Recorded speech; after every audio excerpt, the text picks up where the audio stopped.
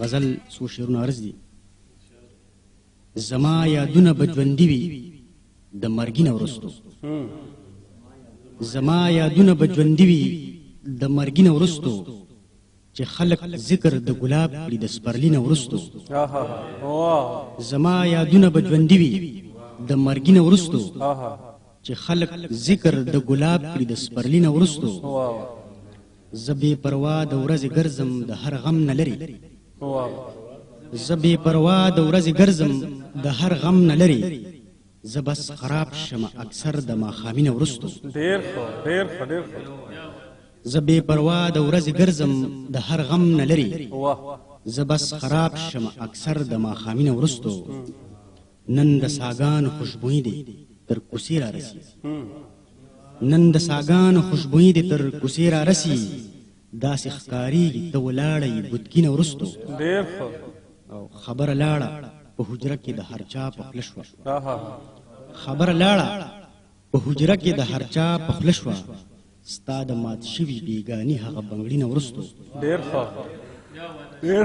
خبره لاړه په حجره کې د هر چا په خوله شوه، ستا د مات شوي بېګاني هغه بنګړي نه وروستو. یو لیوني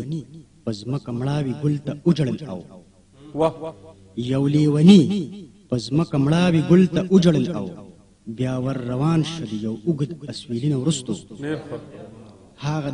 هغه د ښکاري جړغونې دی ستت غوندې دی، هغه د ښکاري جړغونې دی ستت غوندې دی. د سوات تصویر د بارودونو د لوګي نه وروستو. هغه د ښکاري جړغونې دی ستت غوندې دی، د سوات تصویر د بارودونو د لوګي نه وروستو. زما ستا جنګ دی سترګې منځ ته پکې مه راوله، زما ستا جنګ دی سترګې منځ ته پکې مه راوله. ما سره پاتې به بیا څه شي د زړګي نه وروستو. زما ستا جنګ دی سترګې منځ ته پکې مه راوله، ما سره پاتې به بیا څه شي د زړګي نه وروستو. یو د تصویر وي او یو زه یم مونږ خبرې کوو، یو د تصویر وي او یو زه یم مونږ خبرې کوو. ستاسو د کور د هغه وړوکي دیوالګي نه وروستو. وار مې خطا شي تصوره څه اوتر اوتر شم، وار مې خطا شي تصوره څه اوتر اوتر شم، چې را په زړه مې شي د تور ماسوتني نه وروستو. ډېر خوندور کلام یې موږ ته وړاندې کړ ښاغلي لیاقت تصور صاحب.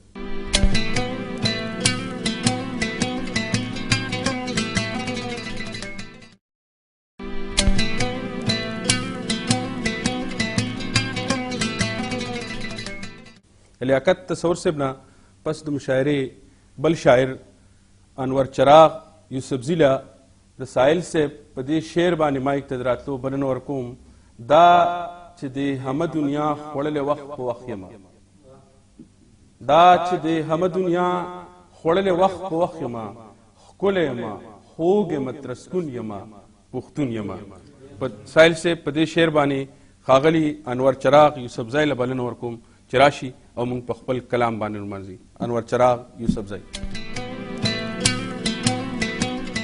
دا یو نظم د پښتونخوا. راځئ چې پریدو دا خبرې نورې د تورو سترګو شونډو سرو ملګرو، وګټو ځان له خپل کام له وطن د وطن ټولو پښتنو ملګرو. که خپلواکي او خپل اختیار غواړئ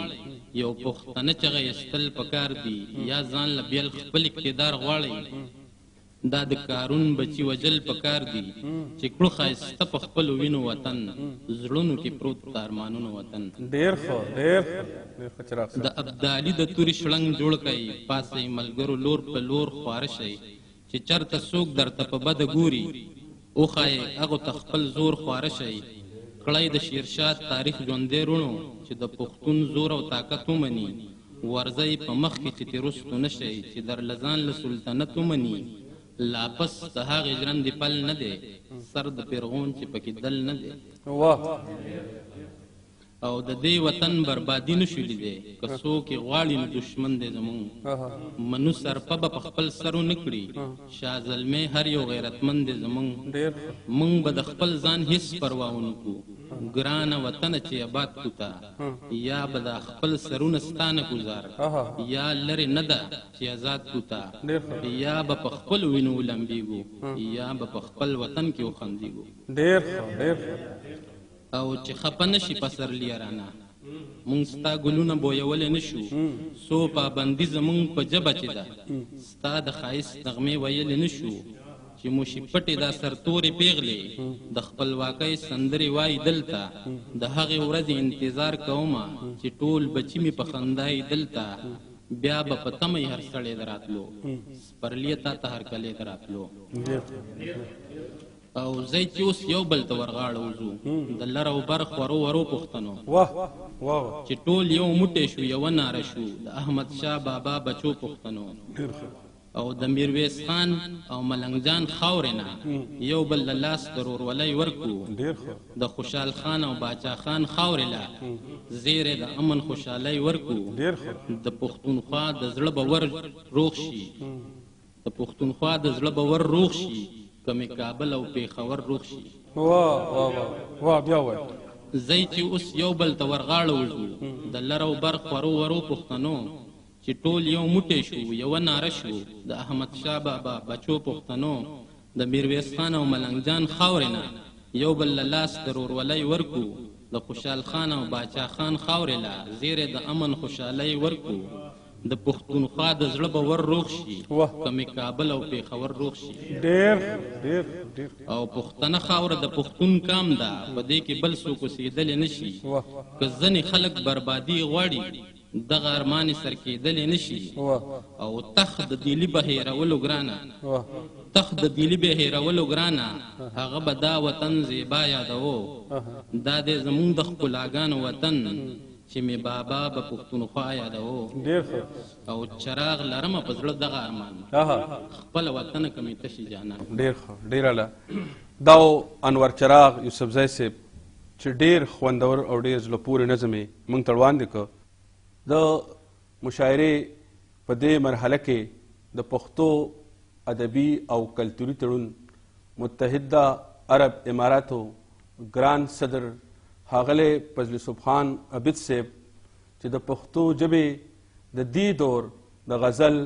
د نظم د سندرې یو نماینده شاعر دی هغه که د کراچۍ پښتون له آواز ورکړی دی نو د پیښور د کابل د جلال آباد پښتون ته هم نه دی هیر شوی او دا خبره به د تاریخ یو ایسئ چې د هغه عمړی کتاب